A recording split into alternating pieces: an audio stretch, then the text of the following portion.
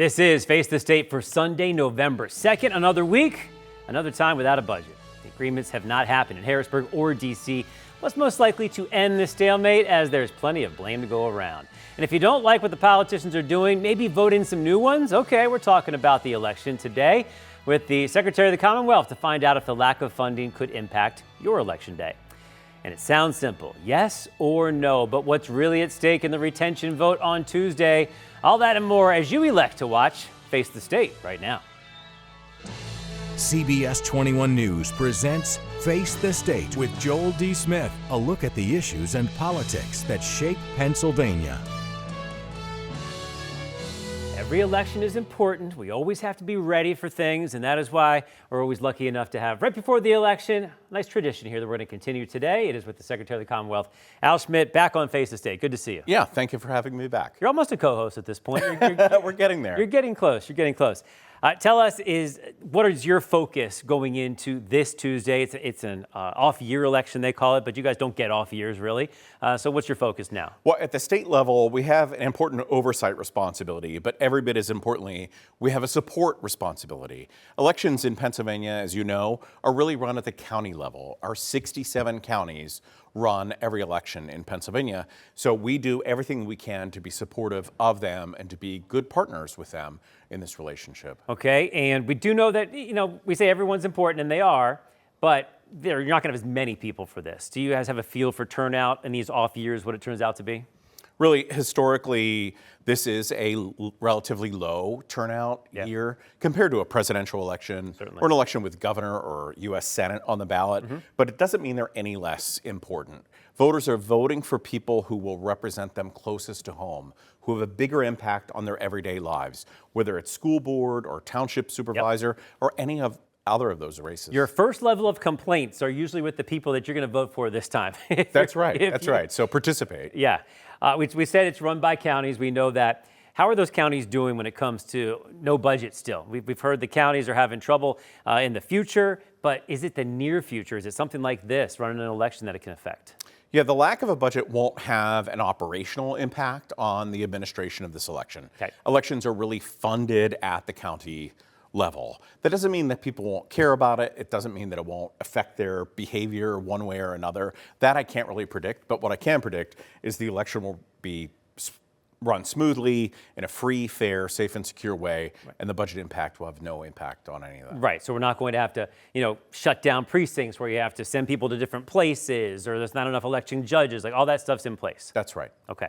How about volunteers? We always talk about them. How's that looking right now? It's looking pretty good, especially for, like we just talked about, a low turnout election cycle. Generally, there's less interest in these, and that includes people stepping up to be poll workers. But despite all the turnover we've had in the last few years, one thing that's been very encouraging is people willing to serve in that capacity. Friends and neighbors and your local precinct who make it so when you show up to vote on election day, down the street at a church basement or rec center or wherever else your precinct is, that they're there to make sure you can cast your vote and have it counted. Let's clear up some of the misnomers out there. Maybe they're rumors. Do you have to show your ID currently with the rules we have in place when you go to vote at your normal precinct? In Pennsylvania, the first time you vote, you have to show one of several forms of ID, or if you move to a different precinct in Pennsylvania, so you move a couple blocks away or to a new town or whatever, you have to show ID then. The first time. So first time you vote, or if you move the first time you vote. Are they really looking at the signature? I go there, they go, okay, sign here, you're here, Mr. Smith, and I sign it, and they look at it kind of, what does that matter? Yeah, there's a signature verification component that goes into in-person voting. Yeah. The election board workers will turn their either paper or electronic poll books around. I've seen it. For you to sign. Yeah, and then they kind of match it up, I guess. I don't know. Well, we know that when you're in person. It's hard to keep track of the mail-in. I know a lot of things haven't changed, but there's so much talk about change. Where are we right now on mail-in voting, and will it be different than the last time people tried? Mail-in voting in Pennsylvania is here to stay. Courts have not determined otherwise.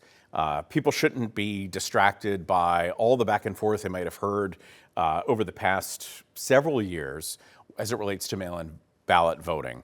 But it is a safe and secure method to vote.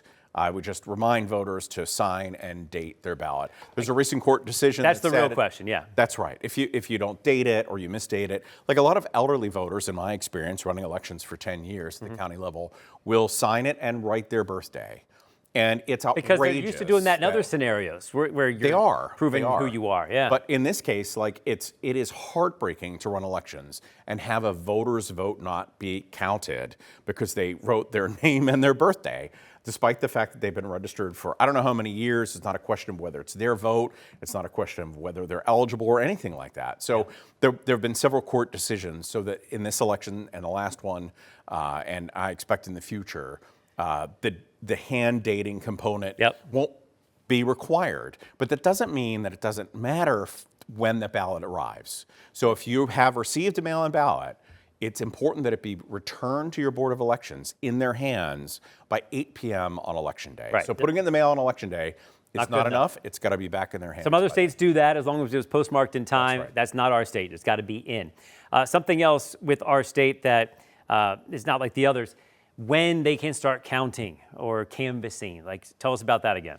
Yeah, Pennsylvania is at a little bit of a disadvantage compared to many other states, red and blue alike, when it comes to how early they can begin processing mail-in ballots that have been returned. Plenty of other states, and I hate to look up to Florida as an example of how to run elections in my lifetime, in my experience. Though, but they begin that process many days in advance, and that way you know the results. When you say process, let's be clear. Are they counting the vote, or they're just getting the vote ready to be counted? They're processing the mail-in ballots, so they're reviewing them, they're opening them, they're taking out the secrecy envelope, they're opening the secrecy envelope, they're taking out the ballot, they're flattening the ballot. Yeah. There's a whole assembly line from tooth to tail that goes in to make prior to a ballot being counted. I would, and I've testified repeatedly that there's plenty of states, like I said, red and blue alike, that allow. And that would mean election night, we would know it would be there. Except for the ballots that came in that day, that evening. But hopefully that's a small number compared to everything else. And if it's not within 1%, we don't really care. But we're not there yet. That's up to our legislature. I hear you. Last thing, we're not going to get into the politics of this, but have you ever seen a retention race get this much attention in your time? There was one a long time ago after a pay raise issue. Oh, I remember that. Okay, yes. That did get a lot of attention. Yes. Otherwise, especially with what races are up for the election this time, it certainly got a lot of attention. It is. All right, well, we're going to get to that next, but I want to thank you again for being here, and we wish you a very slow and boring election night. How about that? That's right. High turnout, wide margins. Okay, very good. Hey, great to see you again. Likewise. All right. Well, guys, we just talked about this. You know, what's going on with the yeses, with the nos? It is time to look at the Supreme Court retention vote. You will hear why some say the court needs some new faces in the coming years.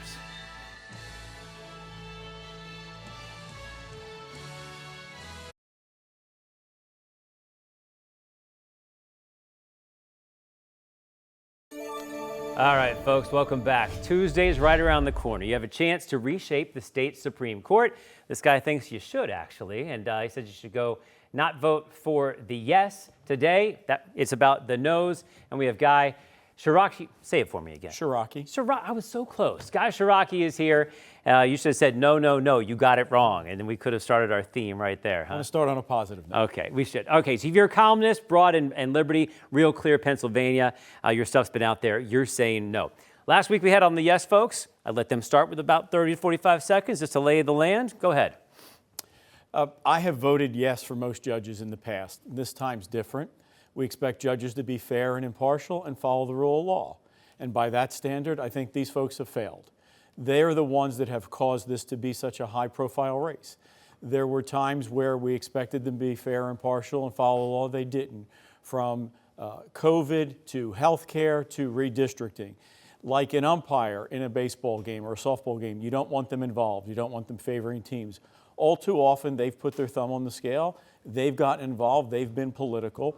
So it's time to vote no. The question is, should they get 10 more years? The answer is no. We can find 3 better choices.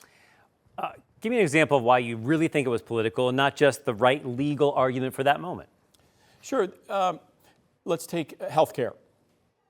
We had in Pennsylvania a bipartisan law to try and control costs that had been in place for 20 plus years. Democrat and Republican governors honored it. They threw it out. They not only threw it out, they put their own standard in place. It's one of the reasons Pennsylvania's costs are rising faster than our neighboring states. The other was during reapportionment, or redistricting. Pennsylvania was the first state in recent times to throw out their lines midterm.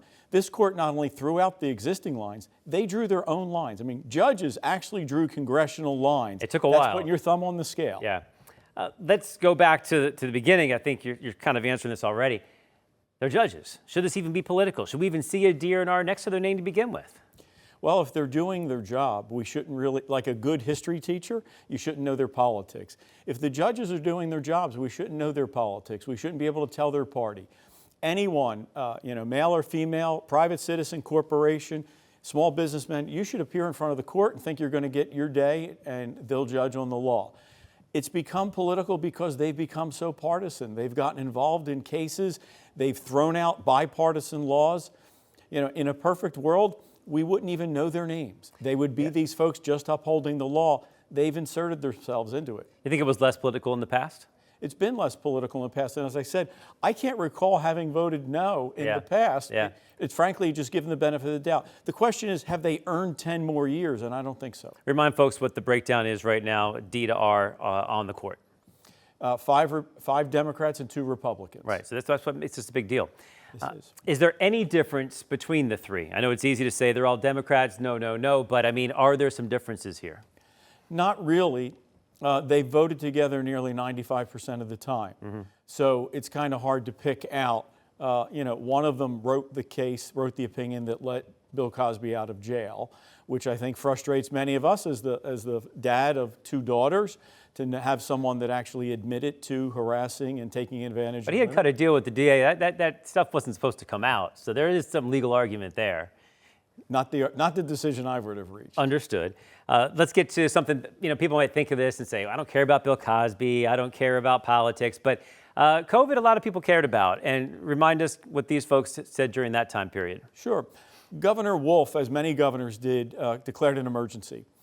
What we may not realize, and I've looked at nationally, is Governor Wolf had more authority than almost any governor in the nation, kept the mandates and the lockdowns in place longer than almost any state. And each time a different group, realtors, pizza owners, when we went to the court and said, pardon me, that we think Governor Wolf has overstepped his bounds, each and every time this court upheld his authority. It got so out of control that, as you may remember, in 2021, we had to change the Constitution because this court let him go and said that he could determine whether we could go to church, whether businesses could reopen, whether schools could reopen. Each time people went and said, can't we limit it? Can't we have him debate with the legislature? They said no. So again, I think they let us down because no one ever intended for any governor to be king for a year. Well, I mean, we're all learning at the beginning of COVID. I think what you're arguing is they didn't adjust fast enough where other states did. By 2021, it was pretty clear what other states were doing. Neighboring states, Florida, Texas, and even neighboring states like Ohio. We still weren't allowed to do things other states were, and I think we were looking to what were our rights as citizens, our rights as parents to get our kids back in school. And because Governor Wolf was given carte blanche, he never negotiated with anybody. Do you have a tough hill to climb here? Because historically, I believe there's only been one since 1968, or maybe it was in 1968, that someone has had a no and not been retained. It is a tough hill to climb because I think folks generally give people the benefit of the doubt. And as I said, I've typically voted yes. This is different. I hope 2 things happen. One, I hope they lose. But just as important, I hope folks now that all of us as citizens, we're tuned into the Pennsylvania Supreme Court and we realize when they're not calling balls and strikes and they're getting involved in the game. And I would just say to the folks watching, in a state of our size, we can find 3 people, Democrat, Republican, or Independent, who will do the job impartially. I hear you. Okay, well, any inkling out there? Have you seen some internal numbers you want to share with us right now? Last thing. Secretary Schmidt may have a late night. Okay, you think it'll be close? Yes. I hear you. Well, thanks for being here. Appreciate the information. Now, folks, you've heard both sides, the yes, yes, yes, and the no, no, no, and now you have to vote, vote, vote. Thanks for being here. I appreciate the chance. Thank you. All right. Hey, folks, coming up, our political insiders want to react to all of this. And when will the lawmakers finally come to an agreement? I feel weird even asking that question. It's taken so long. We'll put them on the record and see what they really think about a deadline. Stick around.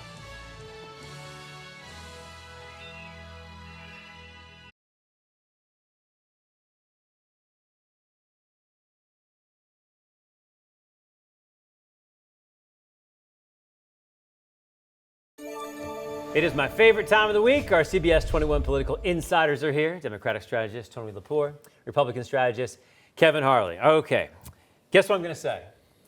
I'm going to guess it's about the budget. I don't know why I'm asking anymore. We are hearing there are some closed-door meetings that have happened this week. We'll take that as, inch by inch progress. Is that what you're hearing as well? 100%. There absolutely is progress. They're meeting. They've come together. I mean, it's not settled, far from it, but it's going to happen. 125 days and counting. Yeah, listen, this is all on the step of Governor Shapiro. Well, he's around. He comes out with a 7.5% increase over last year's budget, which nobody took seriously, except apparently the governor. So I blame the standoff on the governor. The Republican Senate has forwarded 2 different bills, and we all know they're going to come up, but it's the governor that needs to come down.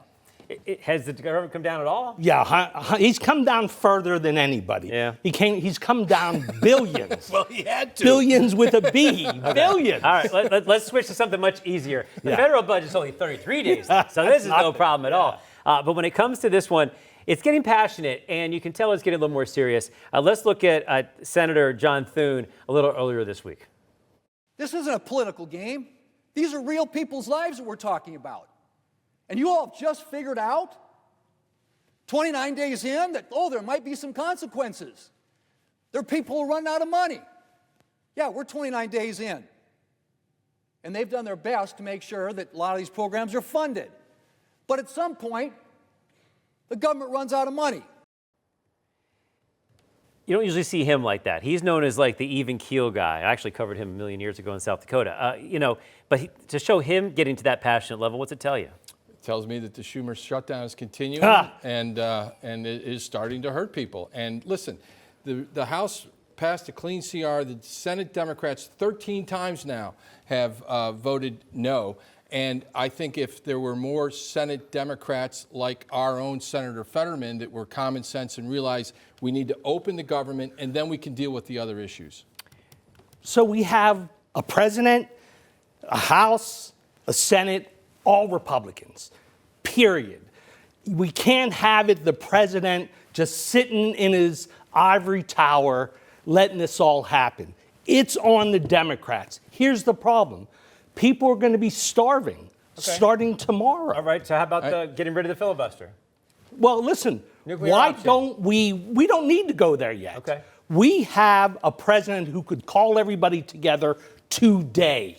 Call them together today. They can figure it out? Just like we're calling for Josh to do it, let's get the so you president agree to do that it. We need 5 more Democratic senators to open the government. And would technically do that for a short term. One more thing now we want to hear about just how passionate some are getting about this.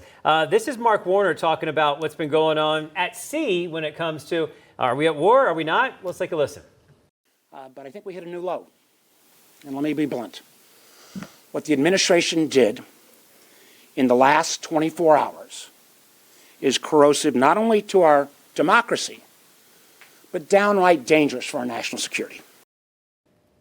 All right, he was saying that these boats that have been attacked, they're saying that these are drug boats. This is the Trump administration is saying, but there's not a lot of proof out there. We don't know who they are. We haven't seen evidence of this stuff.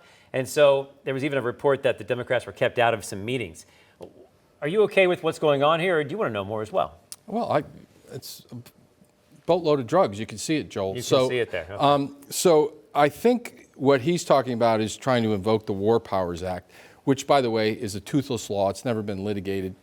If you're the president, you're going to say, I don't need to consult Congress for this. I have the authority to do it.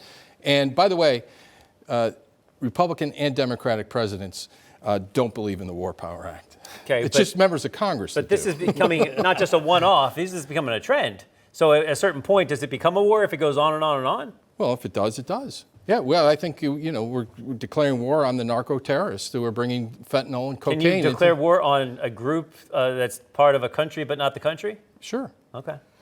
If we can drop bombs from out of the sky, we can get boats to pull these guys over, and drag them out of there. And if they give us a hassle, okay, then blow them to smithereens. We did that but let's wait and see. Why wouldn't we pull them over, figure out where these drugs are coming from, if in fact they are? You're into PR. Wouldn't it be better to know what's going on and have some better evidence and then say these are bad guys? Tony, we did that for 30 years. We know they're bad guys. We've got the CIA down there and military intelligence. Okay. Listen, it is stopping the flow of drugs, which is a good thing. I want to go back to the shutdown for a second. We have some numbers here. 45% are blaming Trump and the GOP, 33% for Democrats, 22% not sure. Does that put more pressure on Republicans to make something happen here, as this is going to start to hit home more with the pay, the SNAP benefits, everything else? Because at one point they were ahead on this blame game when it came to the polls. Now they're not. I don't think so. I mean, if you look at the congressional generic ballot, the Democrats are way down. So Okay. I think that's more important than a quick poll. For you, 43% of Americans very concerned about the shutdown. It was 25% a few weeks ago. So that is ramping up. The concern is really, it's a couple things. It's the food. I mean, they've made it, and it's people that are working that use these SNAP benefits. It's not just people, on supposed welfare. It's people that are working it. It's your neighbors, and that's the concern, and it's growing. Go ahead, finish up. Oh, I agree. And we need 5 Democrats to vote to. I mean, that would be a temporary fix, but we get the money flowing again. Yeah, sure. Yeah. Is this the time where it's going to change? I mean, here's the problem, is that both sides seem entrenched and emboldened by people like you guys saying, you're right, the other side needs to change. So why change? What's going to happen different? What's going to change anything? I think you're going to see 5 Democrats come over in the next couple of weeks. Why? Because they're going to say, I'm not dying on this hill for Chuck Schumer. Okay. I think actually it's going to be the Republicans in the legislature, in the feds, are going to say to Trump, we're going to lose. You got to get us out of this. Interesting. All right, guys, we're going to put you on the record coming up, your favorite time of day. We have an election in just a couple days and some predictions to make, some local, some national. So that way, with all those choices, you'll be right eventually. So stick around for that.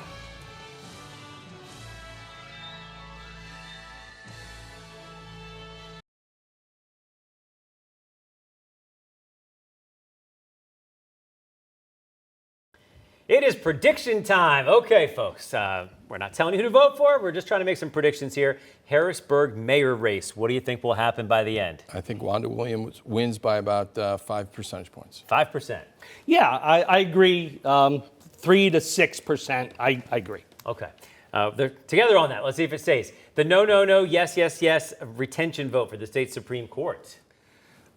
Yes. All 3 yeses. Very hard to predict. No. Someone's going to be wrong. That's for sure.